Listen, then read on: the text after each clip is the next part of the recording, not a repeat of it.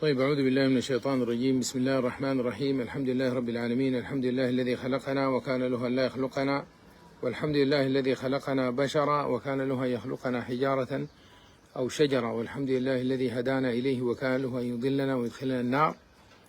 وأصلي وأسلم على أفضل خلق الله محمد بن عبد الله وعلى آله وصحبه ومن والاه، ونحن ما زلنا في ذكرى مولده الكريم في هذا الشهر الفضيل. اليوم 17 ربيع الأول الموافق 20 سبتمبر 2024، يوم الجمعة، يعني من خير أيام الله. أوصانا الرسول صلى الله عليه وسلم بالإكثار من الصلاة عليه، فصلوا وسلموا تسليما عليه. وإن شاء الله يعني نحن ذكرنا إنه اللايف حق الليلة ده حيتكلم عن خدمات أساسية، الكهرباء والصحة، وحنتكلم عن موقف بريطانيا وأمريكا، ومن الضمن يكون فيه كلام عن بعثة الرسول صلى الله عليه وسلم وعيسى عليه السلام. ذكرونا النقطة دي يا محمود، بعدين ذكرني المولد ده، وبعد ذاك الموقف أو المقارنة بين بابنوسة والفاشر والأبيض، يعني كمدخل يعني. وبعد ذاك نشوف نحن هسه وين في الحرب دي وكده. نسأل الله إنه تكون فترة موفقة وعامرة بذكر الله. نشوف الخدمات الأساسية. يعني يمكن الواحد جاء نهر النيل يمكن قبل فترة كم شهر بعد الفترة اللي قضاها في المهندسين في حوالي عام. الواحد جاء ولاية نهر النيل، العمل جابه هنا، وقاعد فترة يعني معقولة عدد من الأشهر، يمكن من 20/3 هذه هسه بالضبط 6 شهور. وكان الموسم طبعا صيف شديد جدا، والحاجة اللي كانت ملحوظة إنه الكهرباء فيها مشكلة كبيرة جدا، وكانت القطوعات لفترات طويلة جدا تتراوح ما بين 12 ل 16 ساعة، مرات 18 ساعة. كان صيف صعب جدا جدا في شندي هنا. وشندي لما أنا داير أتكلم عن شندي كشندي الأصيلة، المنطقة ذات شندي، مش بعد ذاك القرى اللاحقة لشندي، يعني ما مثلا الشغال والمسكتاوي تماش، ولا مثلا غريش والقريع ومويس وانت ماش، ولا للغرب هناك وكده، انه تم اخليه شندي كشندي. والواحد كان بيستغرب يعني شندي كشندي، اللي هي انت لو مسكتها من الزلط بتاع الدسمة لحد الزلط بتاع الفرقة، من الزلط التحدي لحد البحر، شندي دي تقريبا قدر شنبات يعني، او شنبات بيكون اكبر منها. يعني مسكت شنبات من التقاطع بتاع المزاد الشعبية الصافية لحد البحوث الاستشارية، ومن البحر لحد السكة حديد، بتكون أكبر من شندي بالقطاع اللي أنا قلته ده يعني. فهي صغيرة يعني، صغيرة جدا.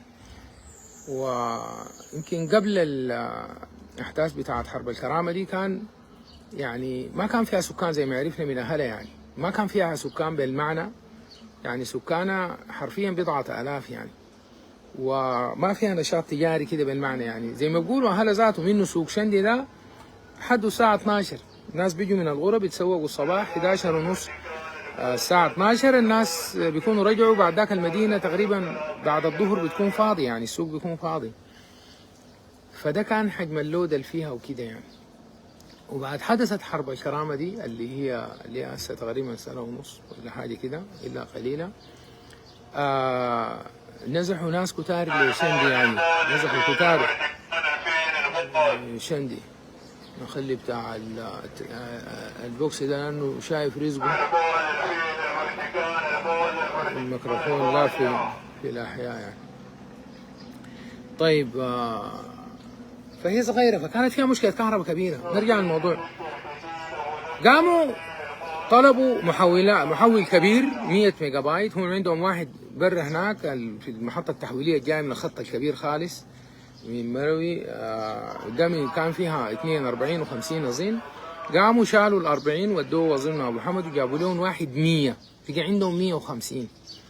والمشكله بتاعت الكهرباء يعني كانت غايمه لانه الشبكه الداخليه ما كان بتتحول. طبعا المدينه شهدت نمو عمراني خرافي يعني بعد النزوح اللي حصل لها.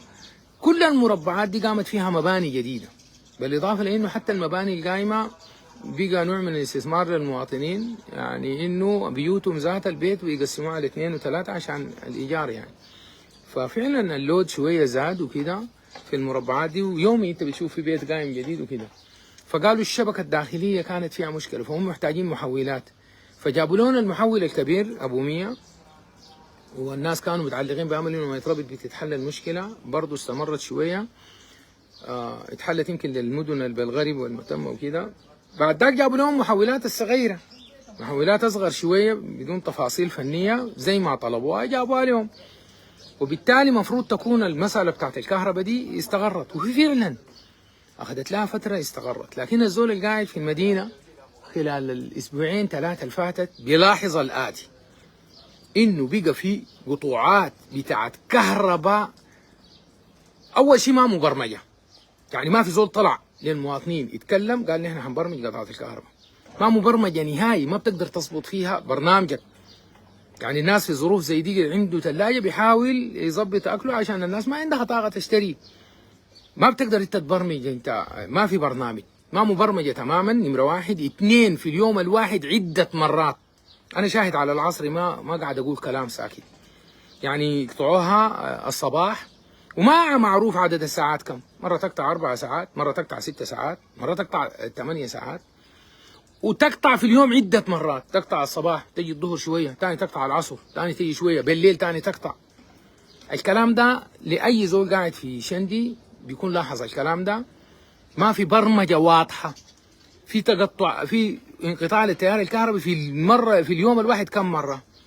أكتر من كده الخطوط ذاتها، البيت الواحد اللي فيه 3 خط تلقى جزء مولع وجزء طافي، يطفي ده كم ساعة، بعد شوية يولع الثاني كم ساعة. الأسوأ وأضر من ده تذبذب التيار الكهربي ذاته في شدته، مرات يجيك ضعيف جدا، مرات يجيك عالي بطريقة ما عادية، تسيح الشواحن وتحرق اللمبات، تضرب قدامك تحت راح، وتبوظ الأجهزة، كان الثلاجات ولا تلفزيونات وموبايلات. الناس حصل لها خسائر ما معقولة، حاجه ما بتتصارف. يعني اول ايام الزول بيمشي السوق يجيب له لمبه بتاع بيشتري له شاحن وكده، لكن الحكايه بقت ما معقوله، يعني تلف ما معقول في الاجهزه لحد امس دي. الكلام ده حاصل تذبذب شديد في التيار، مره يجيك عالي جدا جدا، مره يجيك ضعيف جدا جدا. اللمبات باظت، الاجهزه باظت، الموبايلات، الشواحن، ما في اي برمجه، ما في اي حاجه، وبدون مبرر. انت قلت داير محولات، جابوا لك الكبير وجابوا لك الصغير، وما في طلع. ده الاسبوع الثالث هسه ما في زول طلع من ناس الكهرباء يتكلم مع المواطنين في حاجه اطلاقا اطلاقا. اذا كانت زمان بيكلمونا بيقول والله المشكله انه المحول الكبير ما بيتحمل، جيب محول كبير وجابوه ثاني جابوا محولات صغيره، والمشكله حاصله. يبقى المواطن من حقه جدا يفهم انه في مشكله، يا مشكله اداريه في اداره الكهرباء هنا ما بيعرفوا الشغل، او في مشكله فنيه، عندهم مشكله بتاعت مهندسين ما قادرين يتحكموا في الكهرباء بتاعتهم دي، يجيبوها عالي يجيبوها واطي يقطعوها. من حقه يتخيل يا مشكله اداريه، يا مشكله فنيه، يا في شنو. من حق المواطن كاستمر كير. الكهرباء دي في وقت ناس مكاوي الله يديهم العافيه زمان في تلفون عديل خدمه ثابته، عارفوا كم 45 ولا كم بتضرب بيحلوا لك اي مشكله. لو عندك بلاغ فردي بيجيك. كان عندهم الكاستمر كير ده، رعايه الزبون ده كان عندهم اولويه، عشان كده مشوا لقدام وفعلا وصلوا خدمه كبيره جدا. انا ده ما كلام سياسي، انا بتكلم عن حاجه مهنيه بحته، تدهور مهني ظاهر للعيان. ما في اي اهتمام بانه المواطن ده المقدم له الخدمه اللي بيدفع عليها قروش مقدم. حتى لما كان ما عندهم عدادات ولا العدادات حصل فيها مشكله في وقت بيقدروا لك كهرباء بتدفع 3 شهور قدام، تدفع 3 شهور قدام، 3 شهور بيقول لك على كده 3 شهور. طيب انت بتاخد قروشك ان ادفانس، وين الخدمه بالمقابل؟ يعني من اخذ الاجر حسبه الله بالعمل. خليني من كلام الدين، ده كلام الشغل ذاته. انت التزامك لنفسك والجوده بتاعتك انك انت مهتم بالزبون. يا اداره الكهرباء ليه انت ما دار تطلعي للمواطن في شندي وتوري له في القطوعات الما مبرمجه والمتكرر عده مرات في اليوم وفي البيت الواحد والخط الواحد وليه الكهرباء متذبذبه وبوظت الاجهزه مره عالي ومره واطي. ليه ما دارين يطلعوا؟ دعامه هون يعني ولا المشكله شنو؟ المواطن ما مقدر عندهم ولا الحاصل شنو يعني؟ في حاجه ما ياها. فانا بفتكر الاداره في شندي هنا المحليه لازم تشوف الكلام ده. انا ما بعرف حتات ثانيه، لكن مدينه زي شندي دي نزح ليها ما بقول لك عشرات الالاف، ممكن يكون مئات الالاف، مئات الالاف نزحوا لمحليه شندي ومحليه التتمه وكده. يعني ده المواطنين في النهايه، والمواطن ذاته حق البلد يعني من حقه انه يعرف الكهرباء دي حصل فيها شنو؟ ليه هسه حصل كده؟ حصل شنو؟ في شنو؟ في حين انه نحن لاحظنا في البلد دي اول حاجه ابار المويه كلها بطاقه شمسيه، دي ملاحظه انا لاحظتها في كل القرى. ابار المياه معظمها بالطاقه الشمسيه، الزراعه القايمه معظمها بالطاقه الشمسيه، 90% منها بالطاقه الشمسيه، ما قاعد يستعملوا الكهرباء، لا بيستعملوها للزراعه لا بيستعملوها للمويه لا غيره. يبقى الكهرباء بالاساس قاعده للقطاع السكني بالاساس. في منطقه صناعيه صغيره جدا ضئيله يا دوبه ناشئه في شندي هنا، يا دوبه عدد بسيط من الهناي، والمحول الكبير اللي جابوه ده اكثر من حوجه قطع الشك، يعني كميه الكهرباء المتاحه قطع شك اكبر من حوجه المنطقه دي. ما دارت نتاج، توزيعها فيه مشكله ليه؟ فخلاصه الموضوع ده انا بفتكر ناس الكهرباء يطلعوا يتكلموا مع المواطن، يتكلموا معاه يوروه القطوعات دي شنو وليش شنو والعله شنو وحيعملوا شنو عشان يحلوها بتتحل بتين. ده حق المواطن عليهم، ده حق المؤسسه. شركه الكهرباء انا عرفت انها توحدت، زمان كان التوزيع براه والانتاج براه والنقل براه والكلام ده، الشركات دي تقريبا نعيد دمجها ثاني، ومديره مشى الصين ولقى عقود وكده وقايمه شغل نحن شايفينه على المستوى العالي، محطات كبيره ده محولات شغاله، في محطات قايمه، الانتاج ما فيه مشكله، المويه بقت مستقره بعد سد النهضه وسد مروي، المستوى في انتاج. العاصمه القوميه طلعت من الخدمه تقريبا، العاصمه القوميه فيها ما لا يقل عن 3 مليون بيت، وفيها المنطقه الصناعيه بحري والخرطوم وام درمان، دي طلعت من الخدمه نهائي، فيها جهاد يمكن المحطات براها بتاعت يرموك طلعت من الخدمه. ده حجم مهول من الخدمه بالضروره يكفي نهر النيل والشماليه بالضروره اقله، خليك من الولايات الثانيه. الكلام ده اللوجيك ثينكينج، يبقى يطلعوا للناس يوروهم ده حق الناس عليك. النقطه الثانيه برضه خدميه اللي هي الصحه. يعني انا دائما بحكي امثله زي ما هسه حكيت في الكهرباء، برضه بحكي امثله في الصحه. يعني الصحه كانت في مثلا شندي طبعا فيها المستشفى التعليمي ومستشفى المكنمير، والمدينه كانت صغيره وكده وعدد المواطنين وكده وهناك. طيب بدا يحصل لك نزوح، والكلام ده برضه حصل لوين؟ لباقي المحليات مثلا في نهر النيل. انا بتكلم عن ولايه انا قاعد فيها، ما الولايه الشماليه القضارف بتاع كسل انا ما بعرف، لكن بتوقع تكون نفس المشاكل بور السودان، لانه سامع انه عندهم مشاكل كهرباء ومشاكل هنا وكده. انت نزح لك ناس في ولايه، يعني قطع الشك عدد السكان اللي دخلوا ولايه نهر النيل الان، حتى كمان خصوصا بعد الحصل في سنجة وفي الدندر وفي كده، ما بيكون 2 مليون على اقل تقدير. وانت شايف وقاعد، والحرب دي هسه لها سنه ونص ما حصل واتسويفر زياده في المواعين العلاجيه عشان تقابل الزياده بتاعت الناس الجدد. ما ده المواطنين حقهم، حتى لو ما في حرب من حقه انه يتعالج في المستشفى دي في اي حته في السودان. مواطن جاء عيال لازم من حقه انه يكون في خدمه له. طيب ما حصل اي زياده في المواعين بتاعت الخدمه، يعني نفس عدد العنابر والاسره ما في اي زياده، ما في عنبر جديد واحد قام. في مدينه كان فيها 10-15 الف نسمه، فجاه بقى فيها 250-300 الف نسمه. مثلا لو مسكنا شندي دي الصغيره دي بيكون كده ما قريب نص مليون بيكونوا وصلوا. والكلام ده ما حصل في يوم، عشان انا هاي في الفتره اللي نقول انت ما كنت جاهز. طيب خلال السنه دي وزاره الصحه في ولايه نهر النيل خطتك كانت شنو عشان انت تستوعبي تزيدي مواعينك عشان تستوعبي الاعداد دي؟ لانه في ناس كتار من الناس الجول الولايه دي هم ما نازحين، هم جا راجعين اهلهم، وكميه كبيره منهم ما راجعين خرطوم ثاني ذاتهم. خلوها خلاص اسسوا وطنوا نفسهم على انه يقعدوا هنا. اللي عنده طين قديم مشى عليه وشاف زراعته، مشى الهواد، مشى البحر، مشى الجروف، اللي عنده مصنع نقله، اللي عنده استثمار من اي شكل جابه، وما ناوي نهر النيل وجا الشماليه. ديل اهل البلد، ديل رجعوا لاهلهم.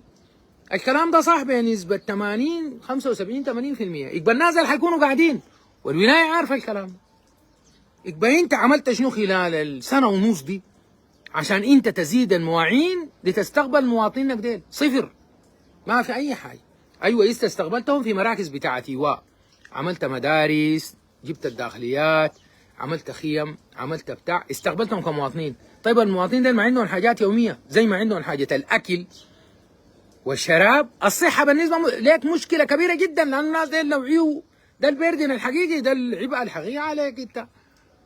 الناس ديل انت داير ليهم بيئه صحيه، ما داير ملاريا، ما داير اسهالات، ما داير كده. هاي معناتها معسكرات اللواء دي انت بتشتغل فيها، ده شغل ناس الطب الوقائي، بريفنتيف ميديسين، واظنهم شغالين يعني. ما يعني يمكن انا ما وصلت معسكرات بتاع لواء بمعناه، لكن يعني ما سمعنا فيها اوبئه انتشرت بتاعت حاجه لها علاقه بالبيئه بتاعتهم وكده. لكن ناس العلاجي، الطب العلاجي عملوا شنو؟ عملوا شنو في مواعين؟ في مستشفى كسل التعليمي، اقصد عطبره التعليمي مثلا، بالتعاون مع باقي المؤسسات، لانه نحن في حرب، يعني الشرطه والجيش والمستشفيات المدنيه والجهه الامن والمخابرات، دي المؤسسات اللي كانت بتقدم خدمه، والجامعات، المستشفى الجامعي مع المستشفى التعليمي مع المستشفى الجيش مع مستشفى الشرطه. هل عندهم لجنه تنسيقيه واحده؟ هل هم قاعدين مع بعض؟ هل وضعوا خطه عشان يزيدوا ليروحوا مع بعض المواعين ويحصل انتجريشن، يحصل تكامل في الخدمات اللي عندي؟ انت ما عندك انا ده كده، انا بعمل ده، انت تعمل كده، نتشاير ونحن حنتوسع كده في خلال ال6 شهور الجايه. هل كل واحد فينا هيقدر يستغل بناسه، يشيل اللود من الناس ومن في كفالته مثلا، والتامين وخشه ولا ما خشه ولا كده؟ يعني الناس عملوا شنو؟ اللي باكدوا لك انه مثلا على مستوى العنابر مثلا ما في اي شيء. يعني عندنا نحن عندنا عيان، يعني انت تشيل هم يجيك عيان تكون داير ترقده مستشفى، ما في. ولا حتى الاستثمار الطبي كان شغال زمان اللي هو بجيب قروش، ما في استثمار طبي في المستشفيات ما في مستشفيات خاصه بالمعنى، في مراكز عيادات، يعني عيادات حاجه كده صغيره جدا ممكن انت ما ممكن انا اعمل لي حاجه عرضها 10 متر او 15 متر في 20 متر اقول دي مستشفى، ما ممكن. دي عياده ممكن تكون عشان اقدم فيها خدمه، مجهود برضه من الناس لانه ده خاص. لكن القطاع العام عمل شنو؟ القطاع العام عمل شنو؟ زول يكون منتظر عمليه مثلا في المستشفى، يقول له سرير ما في، امشي جيب سرير، امشي اجر سرير زي السرير اللي بيأجرون اللي بينتظروا في العبور للصباح، يجي يدخلوا جوا المستشفى خدته تحت شجره. معقول؟ والكلام ده هسه لحد قبل ده بعد سنه ونص. معقول يكون دي كده ده تقديم بتاع صحه؟ عملت شنو انت؟ عملت شنو عشان تزيد عنابرك ومواعينك؟ زدت غرف عملياتك؟ عملت شنو؟ زدت مقدرتك على الغسيل الدموي؟ والعجب لو داير لك عنايه مكثفه لمريض. وانا عندي سكان قفزوا من 50,000 ل 2 مليون ما كده مثلا. في او لو مسكت الولايه يقول كان فيها 250,000 نسمه، ما بكونوا اكثر من كده، مستحيل قبل الحرب، مستحيل عديل. من حجر العسل لابو حمد مستحيل، بالشرق وبالغرب ما بيصل 250,000. الان فيها 2 مليون، يعني تضاعف 10 مرات. هل انا في الفتره دي عملت خطه عشان ازيد اشغل مراكز غسيل؟ لانه الخرطوم كان فيها اكثر من 30 مركز طلعت من الخدمه، مدني طلعت من الخدمه، الناس جو هنا. هل انا ما شايف الكلام ده؟ هل في خطه كانت من وزاره الصحه انه والله انا حانشي عنابر بتاعت غسيل وضررها حيكون شنو في المستقبل؟ حتى لو الناس رجعوا هيكون ضررها شنو؟ صفر. عشان انا استقبل المرضى بتاعنا الكلى ديل عشان اغسل لهم، ولا نفس عدد المكانات يا زاد ما زاد ولا مكنه. والقطاع الخاص برا ما في قطاع خاص لغسيل مثلا. هل انا عملت عنابر زياده عشان استقبل المريض بتاع الملاريا ده؟ لما تكون عنده ملاريا خبيثه داير قلت له يومين ثلاثه ادي فيها كوينين ولا ارتوسينيت، ولا عنده اسهال داير اعود له سوائل ادي ارقده يوم يومين، ولا عنده اي مرض، عنده يرغان تعبه شويه، عنده بتاع داير يعمل عمليه. ما الناس قاعده. هل انا زدت غرف عمليات؟ انا نزيدت العنابر بتاعتي، انا نزيدت الخدمات التخصصيه بذات الكلى اللي هي خدمه اساسيه، ناس بيموتوا لانه ما بغسلوا، ما لاقينا الغسيل مثلا، دي ما حقيقه. الخدمات التخصصيه زمان كان السودان ده يعني كانت جمهوريه السودان فيها عدد بتاع اجهزه تصوير طبقي يعني مقطعيه ورنين في جمهوريه السودان ضعف ما موجود في افريقيا جنوب الصحراء، ضعف. الدول كلها تطلع دول الساحل وجنوب افريقيا، الدول الافريقيه دي كلها عدد الاجهزه المقطعيه والرنين فيها السودان فيه دبل الرقم ده. لا تكاد تكون في مدينه ما فيها 2 أو 3 جهاز مقطعيه ورنين مغناطيسي. الليله ولايه نهر النيل والشماليه شغالين في رنين واحد في مروي، يعني الزول اللي يودوه هناك، وبتجي الحوجه لانه يكون الحكايه دي في مع عدد المرضى بقى كثير، عدد المرضى كثير، المقطعيه اللودة بيتعطل الجهاز كده. خليها دي الخدمه بتاعت المعامل البسيطه دي، التشخيص ده ما معمل. عشان انا اكتب المريض ده عنده المرض الفلاني لازم الاستشاري بتاع الامراض ده يكتب لي تشخيص اصلا باثولوجي في عينه بتشال، تشال من الدم، تشال من النسيج، تشال من اي حته، العينه دي على ضوءها انا بعمل تقرير. هل تعلم انه انا لو داير زراعه بتاع الدم ولا زراعه بتاع البول في مدينه زي شندي ما في الا في معمل واحد خاص؟ مستشفى الحكومه ما في ولا المستشفى الجامعي؟ يا جماعه معقول يكون ده عقل؟ ده ممكن يكون شيء طبيعي؟ ما ممكن انا اشيل لي عينه من مريض في المستشفى حق الحكومه يقولوا هنا ما في، يلا ودوها عبره، تجي بعد شهرين واصلا انت شاكي في سرطان في العيان ده اللي هو في ظروف الجهاز بتاع الاشعه ما شغال والادويه والظروف وكده، انت محتاج تشتغل سريع. شهرين بغيرنا الستيجنج بتاع العيان، يعني العيان كان ممكن يكون ستيج 1 بقى ستيج 4 طوالي، انتشر المرض. وعندنا انا شخصيا واقف على حالات حقيقيه في الكلام ده. ما ممكن امشي لي عينه من زون تجيني نتيجتها بعد 2 و3 شهور، ما ممكن. هل وزاره الصحه غالبا توفر معمل واحد بتاع باثولوجي وتتعاقد مع استشاريين بتاع امراض زياده عشان يشوفوا اللود الجاي زياده للناس عشان النتيجه تطلع في اسبوع؟ انا لما اشيل عينه ما شاكي في سرطان، انا لازم اطلع فاست تراك، اطلع النتيجه دي في اسبوع عشان انا التغيير هل بقى جراحي علاجي كيماوي بيختلف تماما. ما ممكن الولايه كلها هي اللي يودوها عطبره ويستنوا 2 و3 لانه صف طويل مع عين واحده اللي بتشوف او دكتور واحد، البروسيسنج ذاته حياخذ زمن طويل.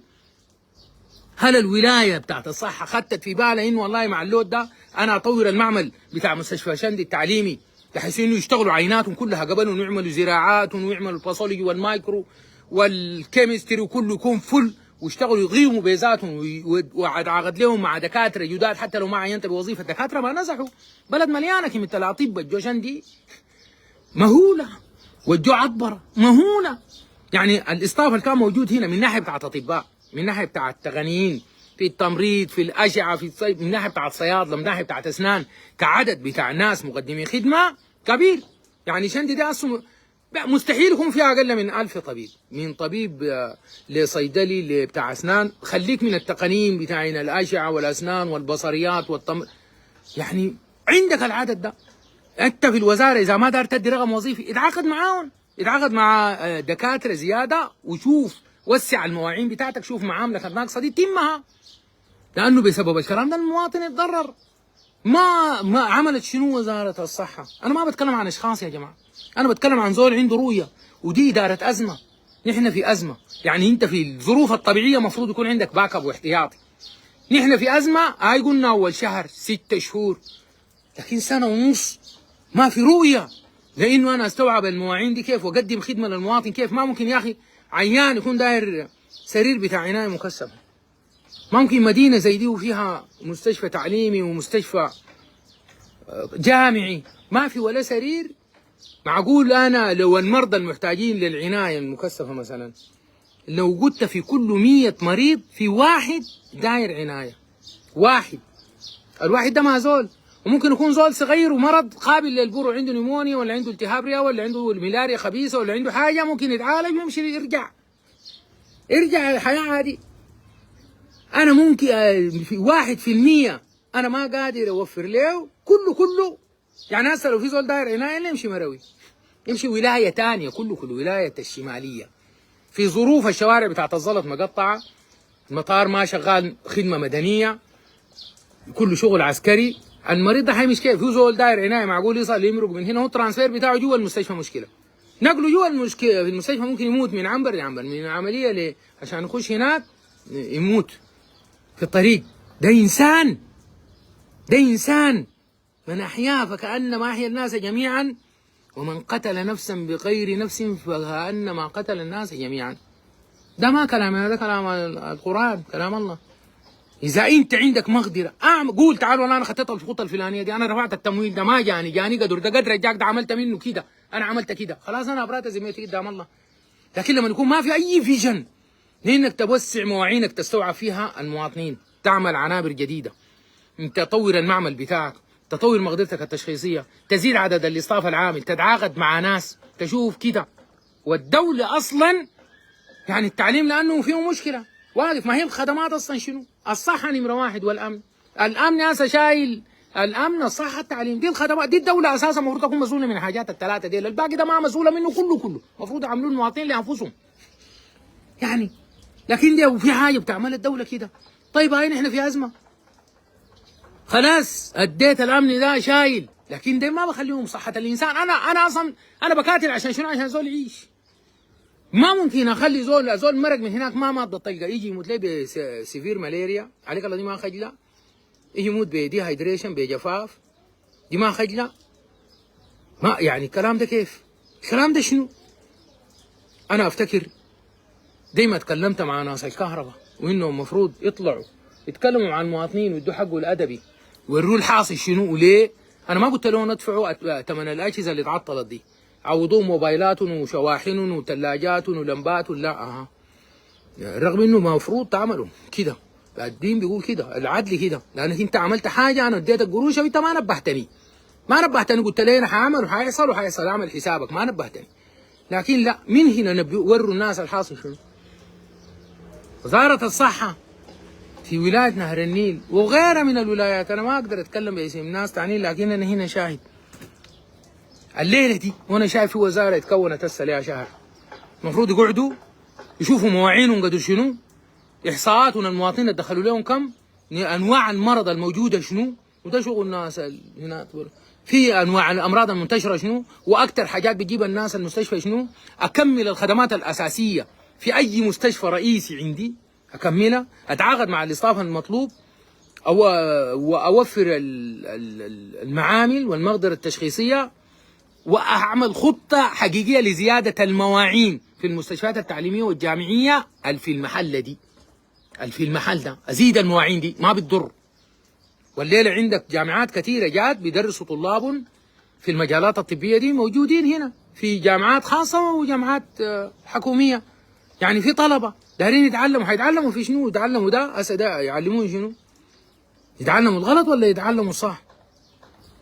ده فيما يخص الخدمات. أخذت مننا زمن. نمشي للنقطة الثانية. في الأسبوعين اللي فاتوا أنا شايف في حركة في بريطانيا والبرلمان البريطاني، يعني بدوا يتكلموا عن حرب السودان وجرموا الدعم السريع وكده. أنا I got some of my training، معلش أنا هتكلم شوية مرة بالإنجليزي يعني، لأنه هم المفروض يسمعوا الكلام ده برضه يعني. I got some of my postgraduate training in United Kingdom from 2008 to 2012 يعني كان دي unpaid placement training post في United Kingdom sponsored by staff ذاته Sudan Army ده. I was officer and still an officer يعني speaking on my own behalf هسه، لكن wondering يعني what's happening، لأنه I have been there وشفت الناس ديل to which extent they are professional. يعني if I learn something from my postgraduate training in UK, I learned how to say I don't know, I learned how to call for help, I learned how to be professional. And I ask myself while I'm there, in addition to my clinical stuff,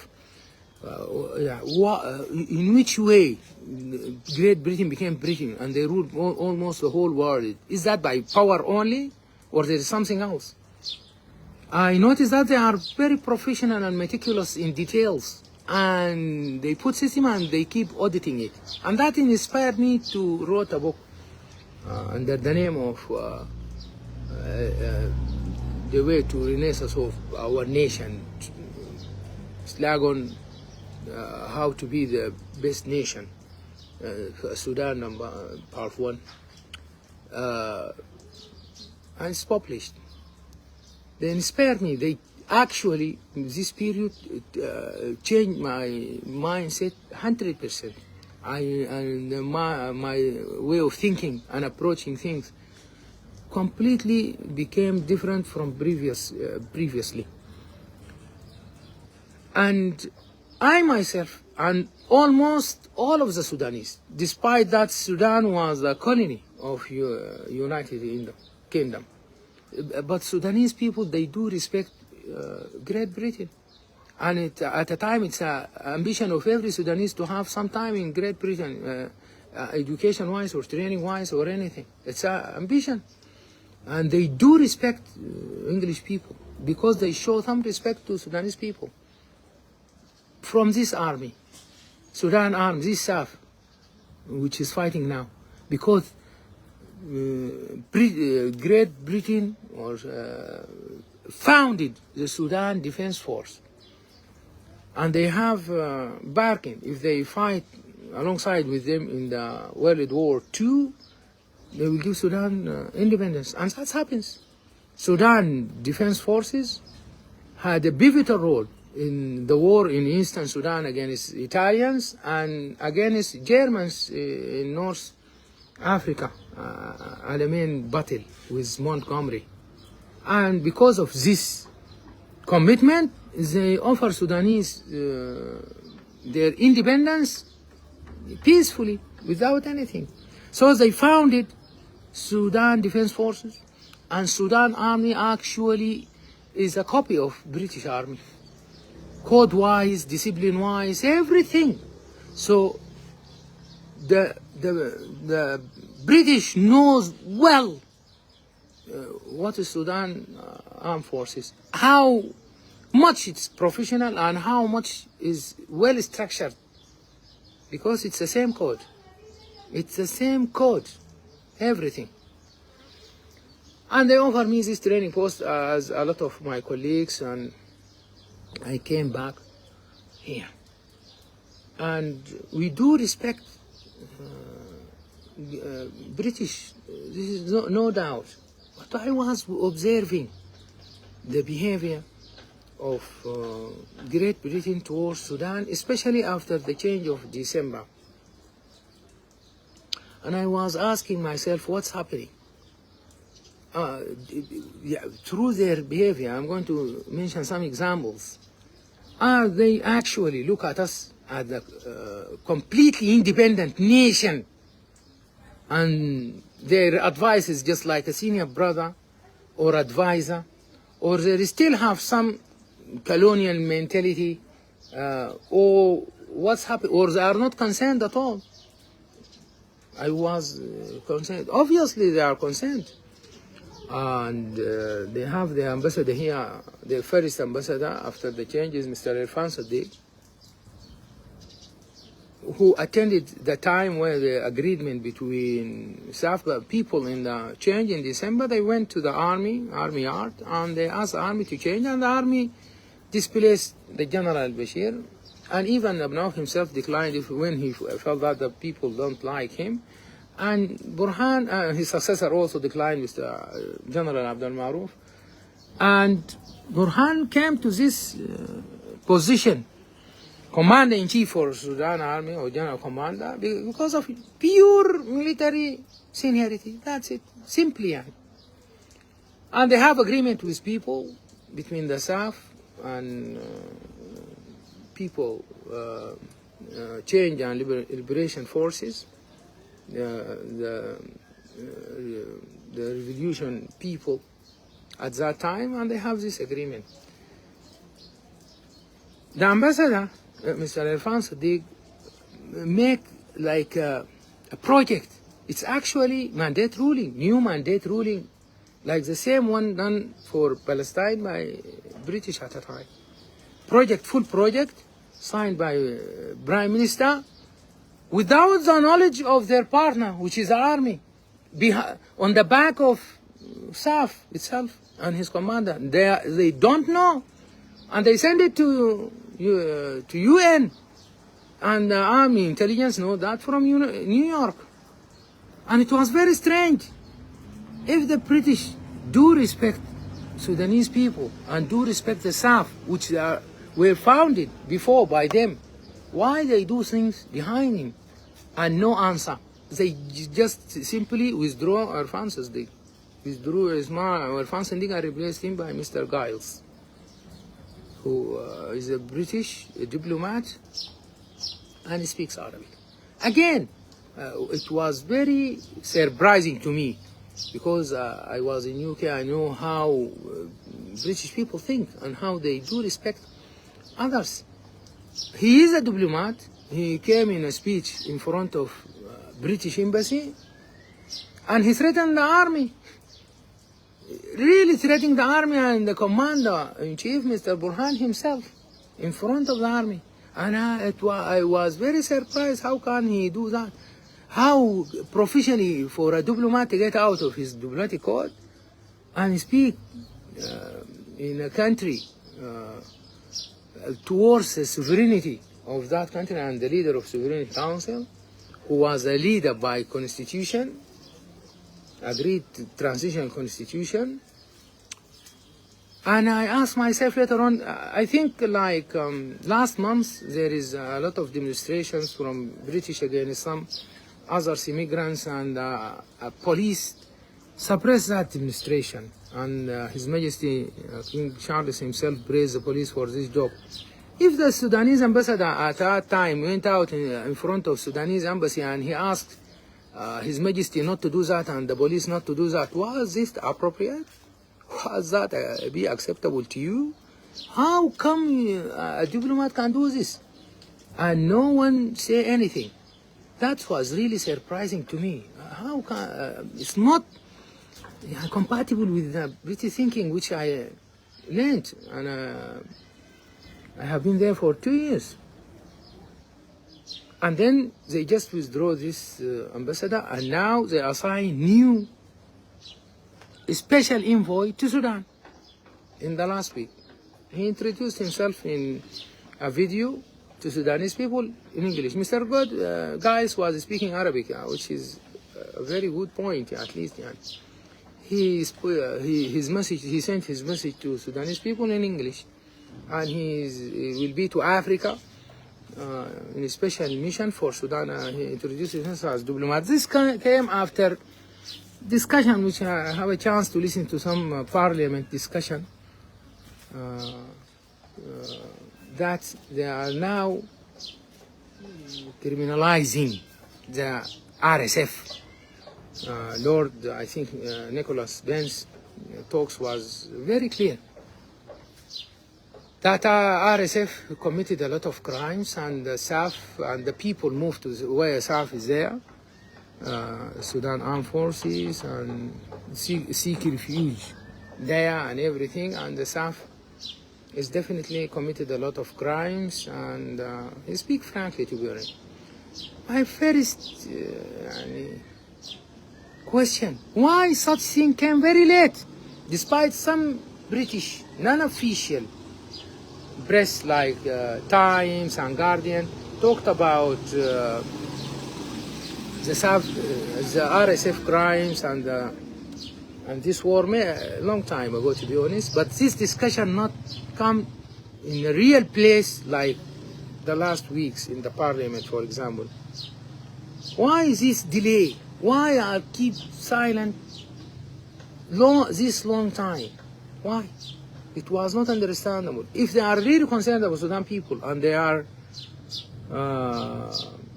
and I am sure, because I know well, and every know, that number first ranking wise intelligence in the world is MI6. It is definitely number first, superior to CIA, Mossad, KGB, French, Chinese. They are far away from them. And they know well exactly what's happening here, because most of the ambassadors came to Sudan, as I learned from some diplomatic colleagues, that most of them are actually MI6 officers, Mr. Irfan and Mr. Godfrey and Rosalinda Marsden in the past, and most of them. So they know well exactly what's happening. And what's happened simply that a part of a battalion of Sudan Army, which is the RSF, which is formed by Sudan and the main division of Sudan Army, went into military mutiny against the army. And the constitutional duty of the army is to suppress this mutiny. If a battalion of Royal Navy went into military mutiny against His Majesty Royal Navy, what are you expecting from Sudan or from Russia if they support this rebellion battalion? Would be that acceptable? They know well. My surprise that Great Britain and the government of Great Britain, they know well from day one that this is a military mutiny from a part of Sudan armed forces against Sudan armed forces, and the constitutional symptoms and the military code compel the SAF to suppress and smash this mutiny or finish it in a matter of way. And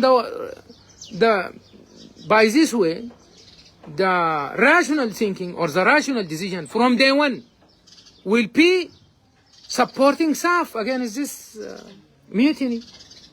Especially Sudan Armed Forces is founded by the British Army, by the Royal Army, especially. Now even His Majesty King Charles is a general. He had his inauguration in a military uniform, and now Burhan is a military as well.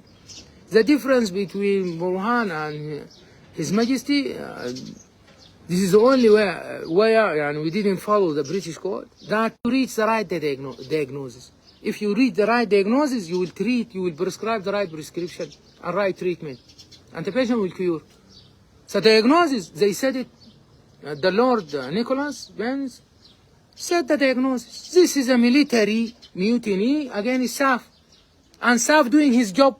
So we are expecting, not a special envoy, expecting the British government to logistically and military-wise support SAF to finish this mutiny. This is the rational thing. Sending envoy will do nothing, and will let Sudanese people think about neutrality of the British, unless they have agenda. And he started again with the wrong way that his American fellow do, Mr. Tom Brellion. He start his message to Sudanese people by visiting neighboring country. The problem inside the Sudan, it's not outside. In the primarily, most of Sudanese people are still in Sudan. There are, yes, most of them, half of them displaced, but are displaced inside the Sudan. Still we have a 48 million Sudanese inside the Sudan. So he would have to start with Sudan. Came to Port Sudan, visit all areas of army and SAF. Or he is afraid from SAF to kill him. Despite that majority of the displaced people, the 20 million, they are moved to area where SAF is controlling. And now if the population is 48 million, more than 40 million of them in the north and east and like this. The remaining is in Kordofan and in Darfur. 40 million is very representative. Visit them, then go around to the other countries. If you're still approaching the problem from outside, this will leave us with a great question that Great Britain has another agenda. If they are really treating Sudan as independent country, completely independent, and their role will be just like advise or support this country to get out, then they should address the problem. This is a military mutiny. They have to military and logistically support SAF to finish this mutiny. You don't need a special envoy to do anything. And you have to address the supplies of this RSF people. The money-wise, the weapon-wise, the logistics, and everyone in the world, because the Security Council, not UN, the Security Council had appointed a technical committee that came to Darfur and Chad, and they address and they said in their report that General Atta allegation against UAE is proved to be credible. That this government is supplying these militia, these rebels, by money and arms and people and mercenaries. So Great Britain have a say to that country because it was a colony as well of Great Britain. They have to have a word to impose. And people, Sudanese people, now most of them people are actually, at least 20 million are university graduates. 5 million of them have postgraduate studies. Another 20 million definitely have their secondary school education. Most of people are educated here. And they know well that delay and hindering process done by the penholder Great Britain in the Security Council again is convicting UAE. Everyone knows that. So I think Great Britain, if they are really thinking they gave us our independence, they have to consider our sovereignty and they have really support us if they wish. If they do not consent, no one blame them. It's up to them. If they have zero support to Sudan, no one blame them.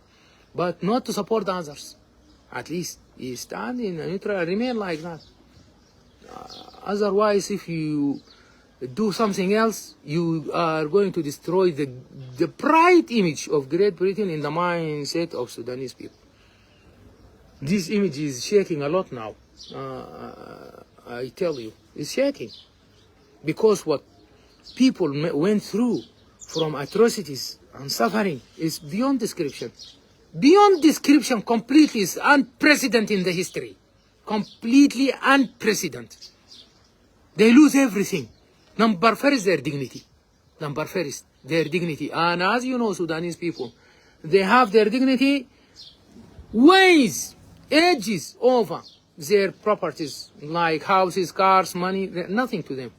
They are not worried at all about these losses yet. Despite that, they need compensation for this. But their dignity comes number first. This is why they name this war by the name of Dignity War. That's it.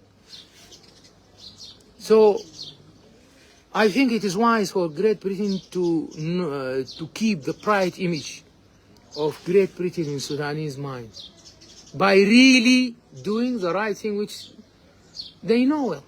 Supporting the SAF against RSF, logistically wise and military wise, and in the Security Council by sacking those people who are supplying this. And also I learned that in the last week Mr. Biden had a special address about Sudan. And I'm asking myself for a long time, I've been to America a couple, 4 or 5 times, and they are putting themselves at like a facilitator to solve this problem between the army, which is the legitimate body of the country, and a military mutiny faction. They put themselves they name themselves as facilitators, and the army accepted that as a facilitators with the Saudi people and in Jeddah. And they have an agreement. They did a great job. And despite it was not the justice and it was not the right thing, but because the SAF is concerned about his people and about the suffering of Sudanese people, who is the real one who is really concerned about the suffering of people and really concerned, he came down from the a sovereignty point for the Sudan, which is this is a legitimate body, and this is a constitutional body, and this is a body which mandated to finish any military mutiny against him. Despite that, he accepted Jeddah agreement and he signed that agreement, and the RSF signed it as well. For one point in the military, in that agreement, that RSF have to leave civilian facilities and capacities. They have to get out of the houses of people and the civilian things, hospitals, universities, the schools, the streets. They have to leave civilians away. We are expecting the American, if they are really concerned, like the British, they have to support the legitimate body. Especially, America had no ambassador in Sudan for 25 years. And after the change and the presence of crossing civilian government led by Mr. Hamdok, they never appoint a new ambassador. They actually appointed ambassador after 25th of October, when the army took control, because the civilian fight each other, divided in two, who are, both of them signed the Force Liberation Declaration, both of them. And they did the peace agreement in Juba and everything, but they actually fought each other, and the army took hold on. The chief in command said a clear state, we will stay away until you agree. When you agree, I will give you the government. Because this is his constitutional role, to prevent country from going to chaos. And they are about to fight. War will be between people themselves. And that's a real, it was a real risk. Yeah. Despite that, they sent their first ambassador in 25 years to Sudan to be approved by the general, Burhan, who is head of Sovereignty Council and the chief commander-in-chief for Sudan Army.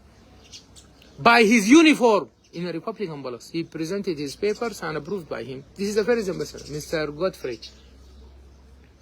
So they know this is a legitimate body. We are expecting them when a faction of Sudanese people, army, went into military mutiny to support the army. But they didn't. And they named themselves as a facilitator. We accepted that. The country accepted that, and SAF kept that. They signed the agreement. And the SAF did his part in this agreement. American keep watching RSF doing all these atrocities during 1.5 years. At least 15 months now, 16 months after signing Jeddah Declaration, without doing anything to compel them to be committed to do this. They did zero thing. They just watching them.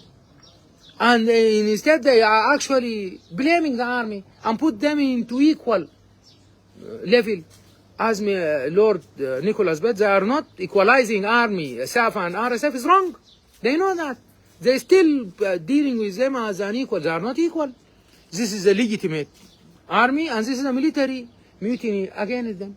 Against the SAF. They have to support the army if they wish. And the ambassador was approved by this army commander. At the end of the day, he left. And they they withdraw him without explaining anything to Sudan people.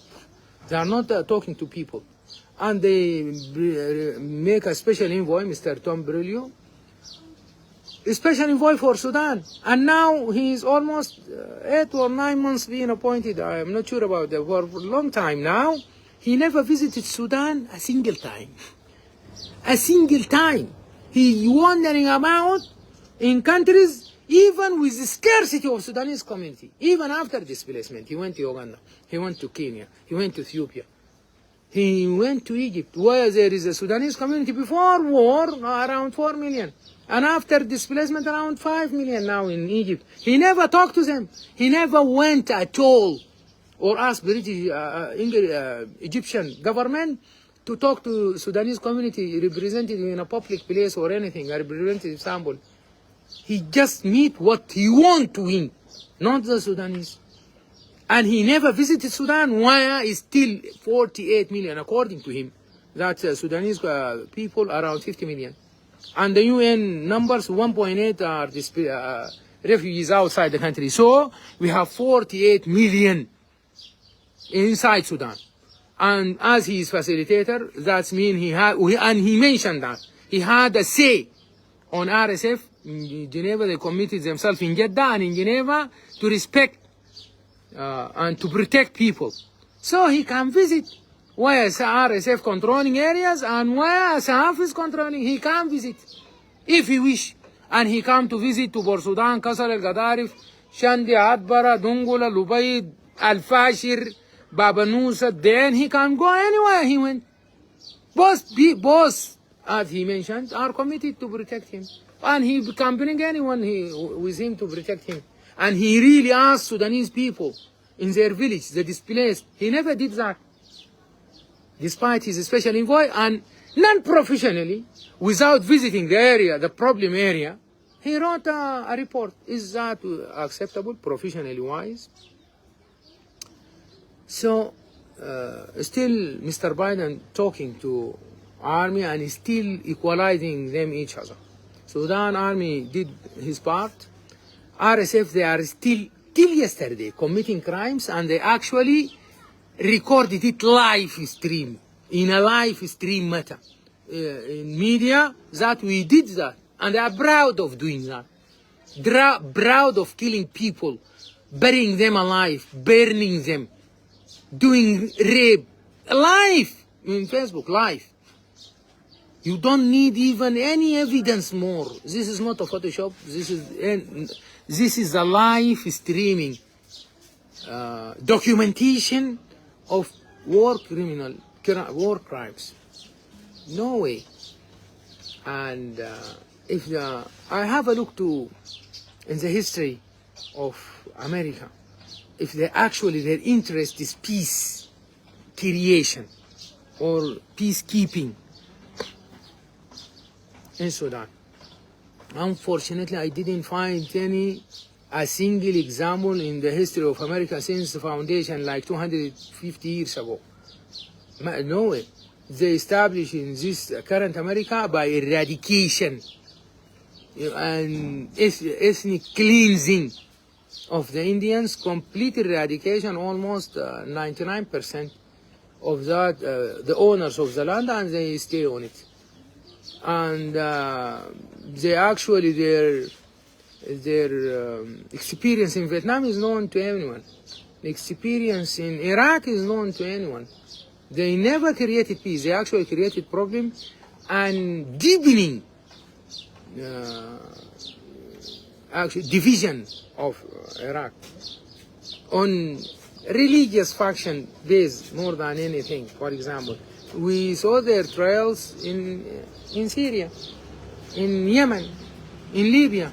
There is no a single bright example for Americans to create any peace anywhere. They're actually creating the opposite, actually. And this is a history. I didn't allegate anything. The only one who used nuclear power, nuclear pumps against human is America. The only one in the history at all who used nuclear atoms against humans is American against Japanese. Until today, they never apologize for that. Till today. Till date. These days, they didn't apologize for Japanese that they bombed them with nuclear bombs. So, the history is not that promising. And in the same area, they are talking about democracy, human rights, and this stuff in Sudan crisis. And I can see how much they are supporting the Israeli people in demolishing and destructing Gaza. They actually supporting them. The Israeli people war now, including water, drinking water. They prevent Gaza people from drinking water, from food, bombarding them with tons of explosive that erase complete blocks from the presence. Till now, 10 months, the Israeli people killed around 50 millions, buried unknown, injured more than 100,000, and they keep supplying them with army, with arms, with bombs, with logistic support. And Hamas actually was a democratic people. In the last elections, Hamas was winning the Palestine elections by democracy. So they are actually attacking a democracy. How can I believe that you are really interested in humanitarian issues and rights and supplies and worried about famine in Sudan, which is going to happen, and you are feminizing Palestine? You have a great share. They are now killed by American weapons. The American weapons. Extra out of anything from an American taxpayer. So this contradiction make the role of American state as a real facilitator or model for us to follow is very questionable. Very questionable.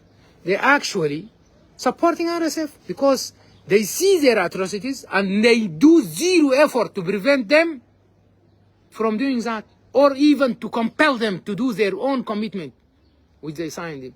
And they know the supplies, and there is American arms being proven by serial numbers and videos. American arms supplied to UAE, now used in the war in Sudan. And they know well, the CIA knows well, how the logistics and weapons and money and mercenaries supplied to RSF. They know well. They did zero effort to prevent that. They just leaving them doing that, and then in Geneva they ask us to come again to do what? We already signed agreement a long time ago. They didn't commit it. What's the new to make them doing that? They do zero, nothing. Nothing. So this is very questionable. No one can say that America is not an international. This is a power number one in the world. But having power, you have to be the model of justice. And you have to be truthful and faithful to justice anywhere. In Sudan, in Palestine, everything. This is, as a summary, and this is for UK government and American government. You know well, because American army is the same, it is British, and it is the same Sudanese discipline and code and everything. This is in a very clear state. RSF is a mutiny, military mutiny against the legitimate body, which is the SAF. So support, I was expecting support logistically and military-wise of the Americans to Sudan armed forces to finish the rebels. This mutiny. This will be the most acceptable and understandable and make Sudanese people respect this great body, America. The other thing which my son here remind me to mention about the memory of the birth of Prophet Muhammad. If by all means you want to go behind the real roots and ideas about the war in the Middle East, it started in Gaza and now in Iraq, in Syria, in Libya, in Yemen, and now in Sudan, without putting religion as a source for that, then you are not irrational. This war is a religious war. And Mr. Bush in the past said about Iraq, this is a crusade war. He said it clearly. And Israel, they keep stating that for a long time, since the foundation of Israel in 1948. This is a religious state for Jews. They just stated that clearly. Clearly. And this war, they are supporting Israel because they have in their Old New Testament, and Old Testament is one book. Now my address is to Christians anywhere in the world, in Middle East, in Africa, but especially in Europe and South Africa, and North America, and Australia and New Zealand. To the Christians as individuals. You as a Christian, you chose to believe in God. You chose already. If you say that I'm Christian, that you mean you believe in God. You believe that there is a creator for this universe and there is a judgment day. You are going to meet. So, and most of them are well educated.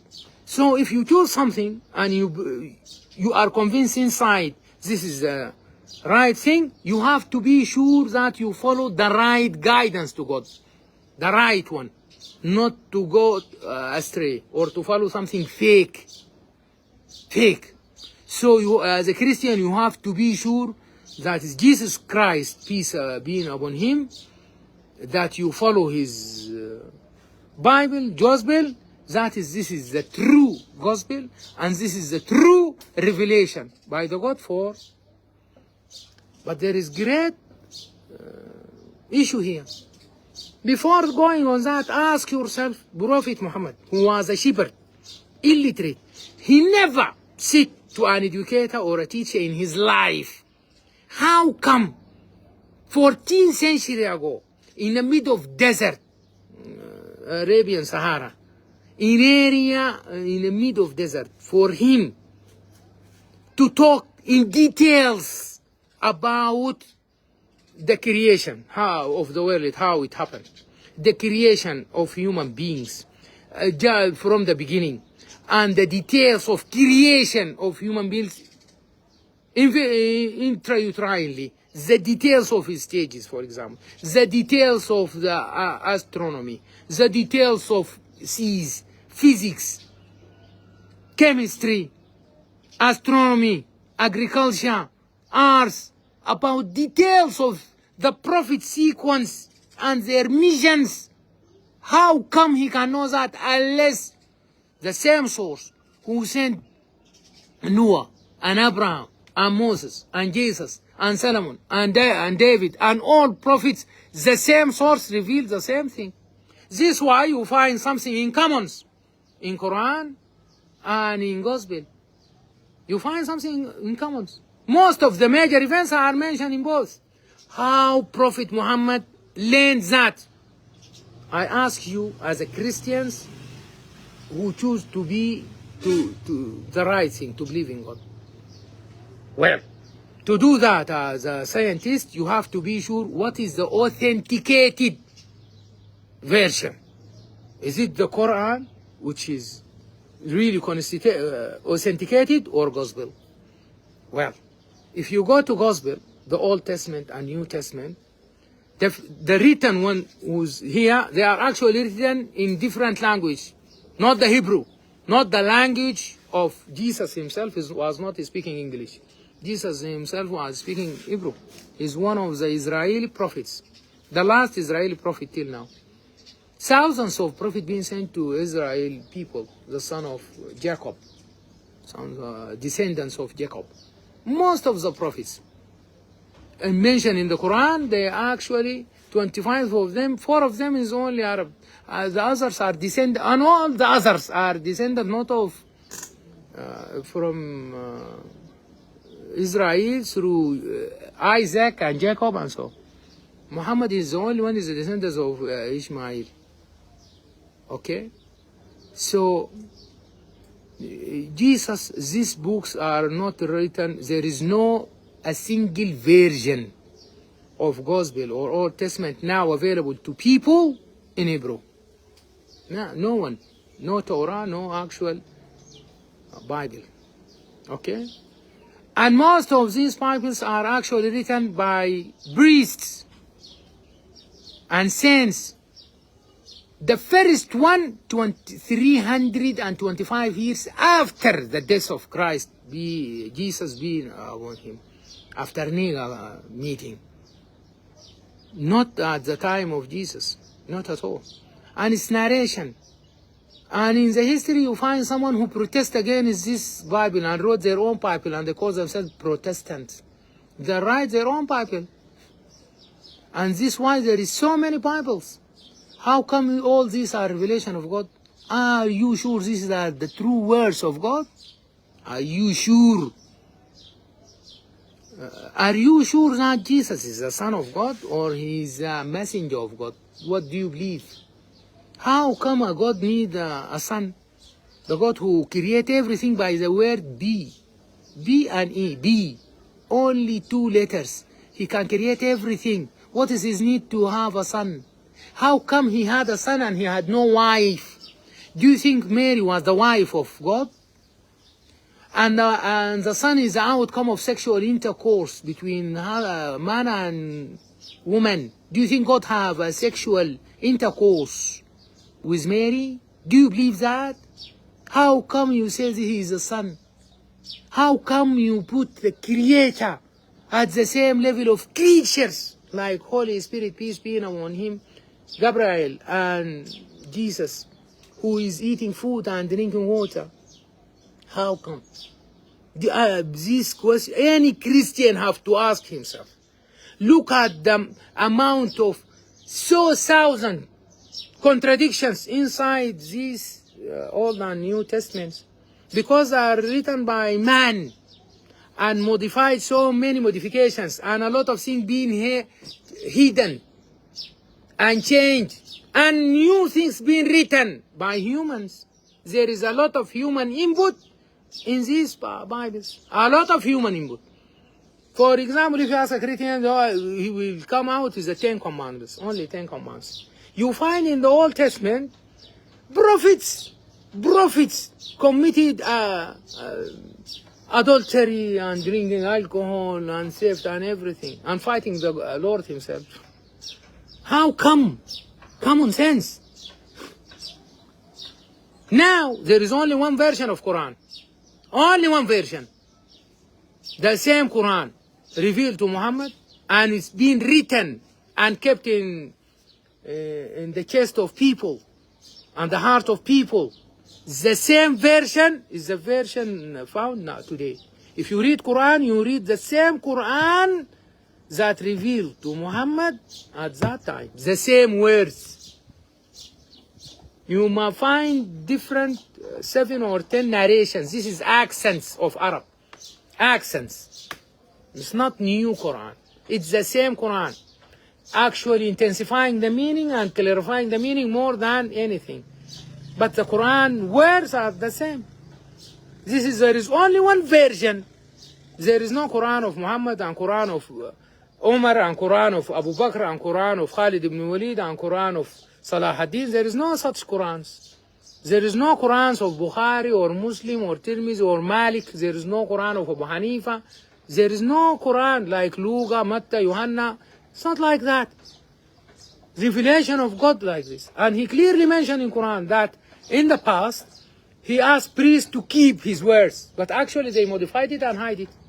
This is why his last mission to humans, he committed himself to preserve it by himself. Inna nahnu nazzalna zikra wa inna lahu hafizun. This Quran is preserved by the God himself. No one is able to change it. A lot of people, and the challenge in Quran is very simple. This is a language book at the end of the day. The challenge is to write a book like Quran.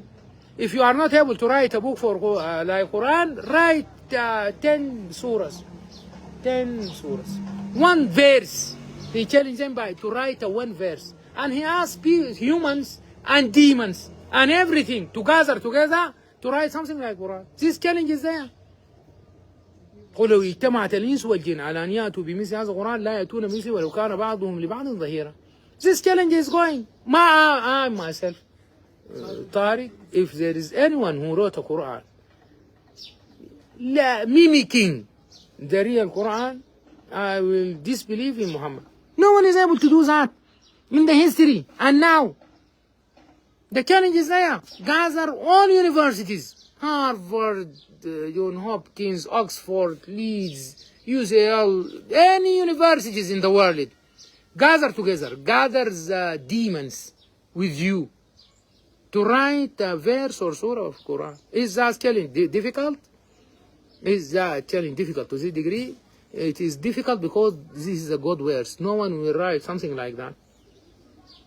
So if you are Christian and you believe in a God, and you believe you will be in a judgment day, and there is a judgment will happen to you, after which you go to either paradise or hellfire, you have to be sure that you are following the right path that taking you out from hellfire and sending you to paradise. And if you follow the human input, which is completely distorted, this is not offense, this is a real fact. In current Bibles, different Bibles, 100 of them, and you will not go, definitely will be in a great trouble in the judgment day. I just ask you to read Quran. And now what's happening? Israeli people believe that Jesus, his peace be upon him, who sent 2024 years before, this is his birth, who sent like 2,000 years before, is not the true Jesus. He's a fake one. This is why they called him. And they are waiting for the true Jesus. This is the Jewish people. Believe in this. The Jesus you believe as Christian, this is not the Jesus who the Jewish believe in him. They think your Jesus is fake. And they are waiting for the true Jesus to descend, which is the Messiah with a single eye. They think this is the true Jesus. And they are working on it. And this is the war now started because of this. We are Muslim. We do believe in the same Jesus you believe, the Christian believe in. Jesus the Christ. This is the true Jesus, the true messenger. And the details of his creation and messages is mentioned in details in Quran. You celebrate Jesus' birthday in December. And he is not mentioned, he is born in Jerusalem or Bethlehem, at that area. And at the time where dates are actually about to be fully mature. That dates mature in December? You don't think about that? Anyway, the Jesus Christians believe in him and Muslims is the same Jesus. What is the problem here? The problem is that you put Jesus in the same level as a creator. You assign him as a God, son of God, and he is God. So why he died? And you mentioned the Christians believe that Jesus is died, killed, crucified, and died, and then resurrected again 3 days later or more. We are Muslims, we know the facts. He never crucified. God saved him and lifted him up to the heavens and put his resemblance on one of his followers. He never been crucified. As a Christian, which narration is okay with you? And we do believe, as being mentioned, he is going to come back from, he will descend from heavens and he will kill the fake Jesus, which is being waiting for by Jewish now. He will be killed by the true Christian. If you don't believe in this, is up to you. If you continue following a lot of things you follow in your Bible and you inside yourself, you do not believe in them, and you never read the Quran a single once, you are not actually just following your desires, your lusts and these things. If you have sins like adultery, drinking alcohol, even theft, anything, this is sins. And Allah will told us how to ask him to forgive him, and tell us about repentance and everything. This is completely different from disbelieving in God himself and assigning partner or son to him. He will not forgive that. This is the only thing. There is no God but Allah. La ilaha illallah. And Muhammad is a prophet of Allah. Everything. Muhammad never said a single lie in his life or after his death. Before Islam and after Islam. He never said a single lie. Never. Before Islam, which is 40 years of his age, and after Islam, which is 23 years of age, and after his mission, which is now 1446 years. Never a single lie, even after his death. His prophecies are fulfilled by time. Then you are actually went astray. So to conclude that, Christians, if you believe in God and you are going to meet him, be sure that you are believing in following the right way to God.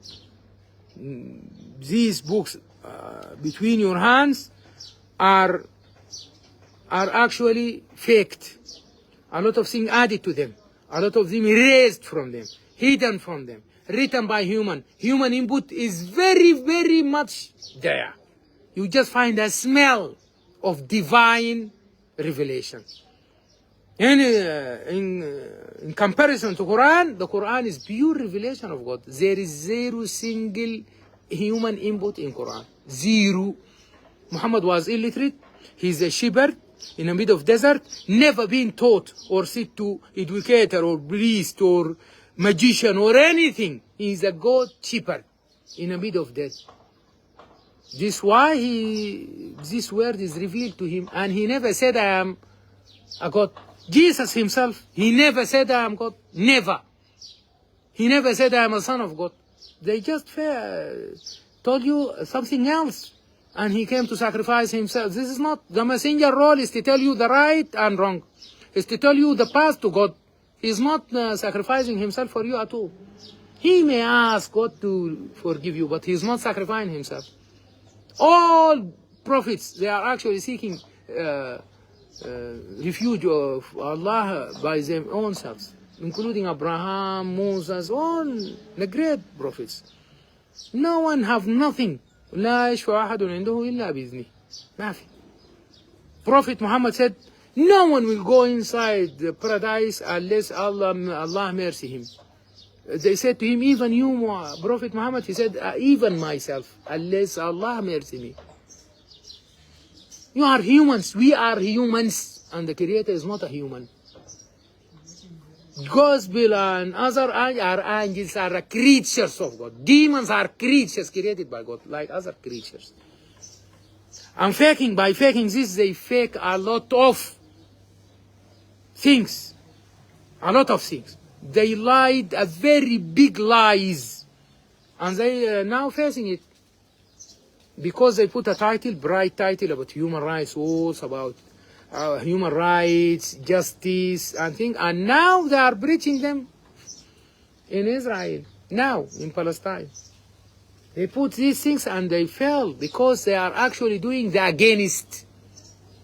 They said big lies, like going to space, and moon, and most of the NASA stuff actually are fake.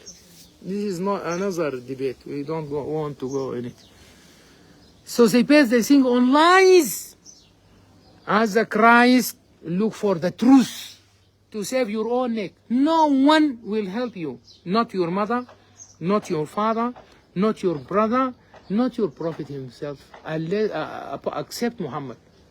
He's the only one who will help you, as being mentioned in Quran and by himself. Otherwise, no one will help you in Judgment Day. You come by your own. Actually, when you see your father or your sister or your daughter or your wife, you run from them because you commit a lot of things. You are afraid that you oppress them by a way or another. And the scale is atomic, more than atomic, as mentioned. مثقال ذرة. Atomic. Dharra is the small ants one that's hardly seen. They have actually, you cannot measure their weight even with the gold scale. You cannot. It's not the atom itself, but I believe it's atomic scale. Everything is counted. نختم اللايف ده. العلاقة بين الفاشر واللبيض وبابا نوسة. بابا نوسة ما بتشبه الفاشر واللبيض في حاجة، في إنه الحواضن حول بابا نوسة كانت واقفة كلها مع الدعم السريع. المواطن حول بابا نوسة في المجلد والفولة والمناطق دي كلها والصنود والدبب، مناطق غربي كردفان دي ما عدا النهود، كان واقف مع المتمردين وصمت الجيش، قاتل الجيش ده، وكانوا فيه من المسيرية في قاعدين ناس درمود وغيرهم. بابا نوسة صمد الجيش. التحية لسيادة اللواء الركن معاوية حمد وغايد ساري بتاعه العميد الركن مبارك له ترقية درمود وكل الضباط الموجودين معه وضباط الصف والعساكر ديل هم ثبتوا ببابا نوسة براون في حتة بعيدة جدا عن أي مدد، وهون حالهم زي حال الناس اللي كانوا في المهندسين والكانوا في الشجرة والكانوا في القيادة حتى الآن وفي الإشارة، ناس محاصرين ما في أي طريقة يصلوا أي شيء إلا بالطيارة. خلاص صمدوا وحرروا المنطقة دي كلها، والآن مارقين لبرا خلاص انتصروا. المبيض قبل الفاشر ميزتها المواطن وقف مع الجيش، مواطن الأبيض بالإجماع مع الجيش، والمواطنين اللي نزلوا معاش والعساكر وهنا رجعوا خدمة وبكاتلوا مع الجيش. عشان كده الأبيض صمدت وصبرت، لأنه اختاروا الحق، اختاروا الجيش. الفاشر نفس الحكاية، أخذت الموديل حق الأبيض ما حق بابا نوسة. وده الكلام اللي نصحناهم به، وانا يمكن قلته في خطب قبل سنه عديل، انه انتوا الجيش ده ممكن ينسحب وبيجي لاحقا، زي ما انسحب من توريت وجا، وانسحب من الكرمك وجا، وسحب وكسل سقطت ورجعها، والفاشر سقطت ورجعها، وبكرشوله سقطت ورجعها، وهجيج سقط. الجيش بيجي هتتعب. لكن انتوا لو سمحتوا للناس دي دخلوا الفاشر، واحد من اثنين، يا ذبحوكم عن اخركم، ولد طفل مرة راجل، اباده حقيقيه كامله، ووروكم بيعمل العمل في الجنينه وفي المحلات اللي دخلوها، ولا استعبدوكم العبوديه الحقيقيه مش المدعاه زي دوله 56. دوله 56 ما استعبدت الناس اطلاقا، بالعكس كانوا مع الناس اخوان، وتزاوجوا منهم وقرون وعلمون واستقبلون وساكنين معاهم اي حاجه اطلاقا. دي فريه انه دوله 56 استعبدت اطلاقا، هذا ما حاصل، ما حاصل اطلاقا. فالناس ديل حيعملوا كده، ولذلك وقفوا، الشعب وقف مع الجيش. عشان كده اتبعوا المثال بتاع الأبيض. عشان كده الفاشر ما بتسقط الا يكملوا المواطنين كلهم، وما بيكملوا. ولذلك الفاشر كملت باقي الدعامه، واي هجوم حييجوا حيموتوا بس ما فيش. وانا بكلمكم ما عندهم هجوم ثاني، الله اعلم يهجم الفاشر. ما تسمع دخلوا لون اغاثه ودخلوا لون سلاح بيدري وما بعرف شنو كلام ده كله ما عنده اي معنى. حيموتوا حيكملوا. ناس الفاشر بعد ده حيطلعوا يطاردوا المتمردين ديل في مليط وفي كبكابيه وفي جنينه وفي زالنجه وفي الضعين، حيطلعوا ما في اي كلام، لانه الموضوع ثأري، موضوع بقى ثأري. الناس ديل فقدوا اعز الناس لهم، فقدوا اولادهم ونسوانهم واولادهم وممتلكاتهم، وروعوا وهجروا واخرجوا من ديارهم. العملوا ديل ما ان بريسيدنت، ولذلك هم عندهم تار.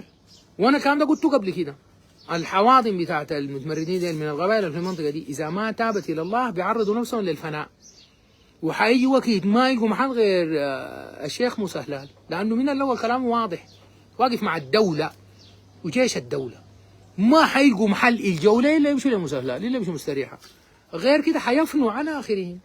ما دي حقيقه، ما حاجه في يدي انا ولا في يد هنا. الناس دي حينتقموا. انت جيتني في الفاشر دي عشرات المرات، ضربت المستشفيات، ضربت الاحياء، الناس ماتوا ساي، نسوان واطفال ورجال. انت عارف روحك بتضرب في حي وفي مستشفى، بتخطوا باحداثي. انا ما عندي حق.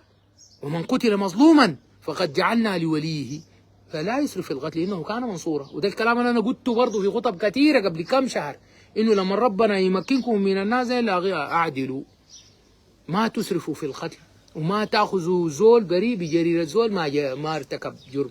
الناس معروفين، والمتعاونين معاهم متعارفين، والشال السلاح منه والهناي معروفين. ده دار تقتص منه اقتص منه، ربنا اداك. فقد جعلنا لوليه سلطانا فلا يسرف في القتل انه كان منصورا. طالع منصور بالله، بيمنوه طالما هو تغيد بالله. من اعتدى عليكم فاعتدوا عليه بمثل ما باكثر، قادروا طقطرك. فقدت نصرة الله تمكنوا منك بس. بالنسبة للموقف الآن، طبعا أي زول شايف إنه الأربع أسابيع اللي فاتت دي الموت الوسط المتمردين بالذات قادتهم بالجملة. يومي في قادة كبار قاعدين يموتوا في المتمردين. ليه؟ للكفاءة العالية اللي عملتها القوات المسلحة. الكفاءة العالية اللي عملتها القوات المسلحة الصمدت وبدون أي دعم خارجي صفر، زي ما قال البرهان هنا معانا الله وضراعنا ده تاني ما معانا أي زول. قدرنا، دي مقدرة الجيش في التصرف، قدرنا جبنا إسبيرات طيارات وجبنا طيارات، والسلاح حقنا اللي حجزوه في البحر خلينا ودخلنا. إذا أنت بتجيب بسمك أنا ما بقدر أجيب الدولة. ولذلك المقدرة بتاعتنا بتاعت الطيران الناس شايفينها، وبقى دقيق وبقى موجه، وطيارة بتقعد تحرست 40 ساعة في السماء، تستلم منها فتحة تنزل. أي قائد، نحن الكلام ده قلنا له ونحرمنا على أي قائد تاني يركب عربية مقاتلة مصفحة ولا ما مصفحة، يركب توسان ولا أوباما ولا عربية كبيرة. أنت قائد لازم تشوف لك توك توك ولا فيستو مقطوع حاجة ميتة كده، يعني ما نشتبه هنا قائد.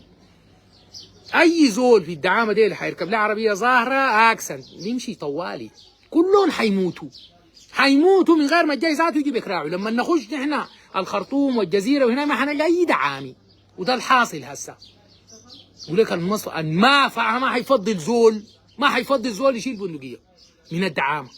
اي زول شايل سلاح الان حيكمل بالطيارات دي، وما حخسر ولا جندي ثاني. انا جندي اخسر وما بخسره. كفايه اللي استشهدوا، كفايه اللي اتاثروا، كفايه اللي جرحوا، كفايه اللي اتفقدوا، كفايه. انا بحافظ على الناس ديل. انا جبت الحمد لله مسرح العمليات الان الشغال في الخرطوم براو، الطيارات اللي بتشتغل في جزيره براو، بتغطي كردفان براو، بتغطي دارفور براو، اللي بتغطي الشمال براو. حاجه بتخش تاني فزع يجي الخرطوم ما في صفر. والله تاني نمله ما تخش الخرطوم فزع يجي خليه عربات و100 و200 ما بيجوا.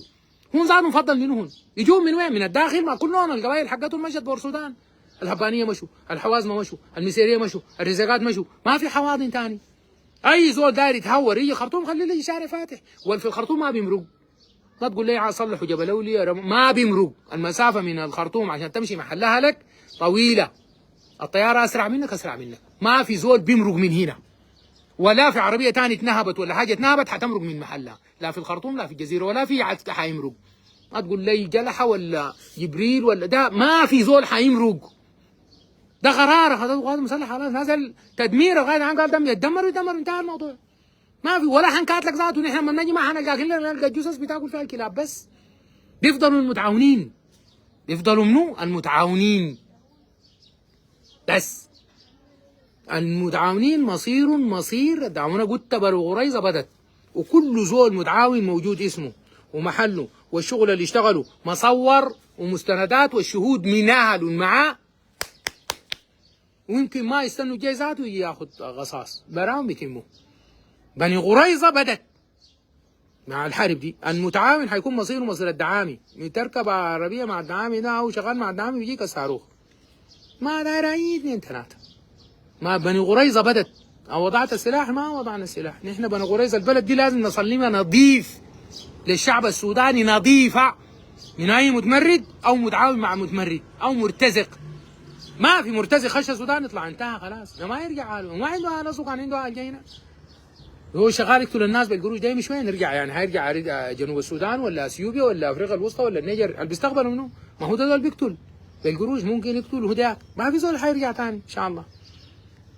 فالامور ماشيه طبعا بالنسبه لنا واضحه لنهايتها. السيد الرئيس حيمشي الجمعيه العامه للامم المتحده ممثل رسمي لجمهوريه السودان وبصفته رئيس مجلس السياده والقائد العام للقوات المسلحه.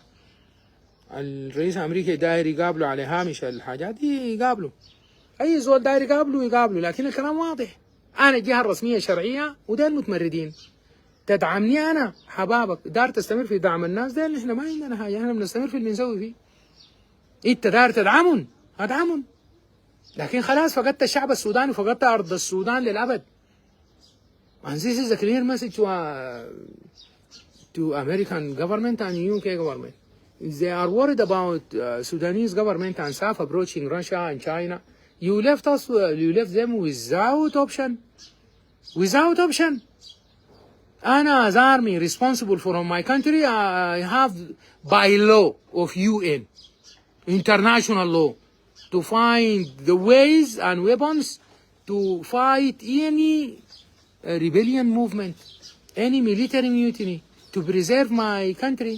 This is by international law. If you don't want to support me, I will find someone who can sell me the weapons and support me. No, you just put the staff in this place. Do not blame them. And nothing outside. If you would like to have something in the future for Sudan and Sudanese people accepting you, and you have to fully support logistically and military-wise the staff. So you'll have something in the future. Otherwise, we will not have any right to be in the future. And obviously, you cannot fight with staff and supplying them with arms or troops because you convicted them. How can you support them? UN law will not allow you to put any soldiers on Sudan without the agreement of the country himself. Even Act of 7. No one. The Russian is there, the Chinese is there, and there is no points to put that in place. Yeah. There is no famine whatsoever. There is abundance of foods, vegetables, fruits, and this season even more. They actually occupy Jazeera and Dalia and Mazmou and these areas to create a famine. Now the God himself help us, the brains go to the north, and the Sahara now is green. And there is lots of sorghum and sensim and anything in abundance. In abundance. Not less than 100 million fedans now is already cultivated. No way. نحن نكتفي بالقدر ده. ذكرته. يديك العافية. ربنا يدينا ويديكم الصحة والعافية، والسلام عليكم ورحمة الله وبركاته.